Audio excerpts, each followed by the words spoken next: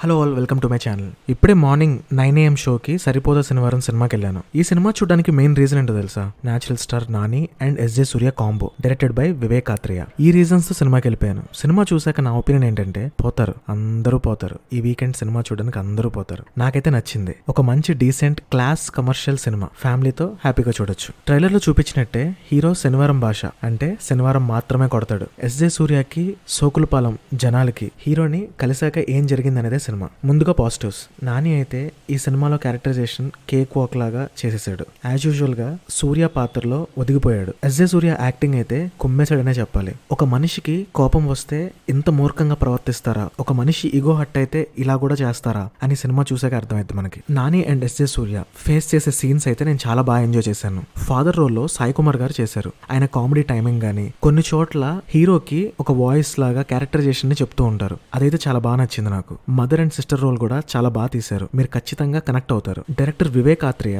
Regular గా తన zone లో నుంచి బయటకు వచ్చి కమర్షియల్ గా ట్రై చేశాడు. He did a great job. Music by Jakes Bejoy was brilliant. Background score అయితే ఈ సినిమాకి చాలా ఎలివేట్ చేసిందని చెప్పాలి. Heroine was decent. Camera work కూడా చాలా నీట్ గా ఉంది, ఫ్రేమ్ టు ఫ్రేమ్. ప్రొడ్యూసర్ ఖర్చు పెట్టిన ఖర్చు సినిమాలో క్లియర్ గా కనిపించింది. ఇకపోతే నెగిటివ్స్ పెద్దగా ఏం అనిపించలేదు.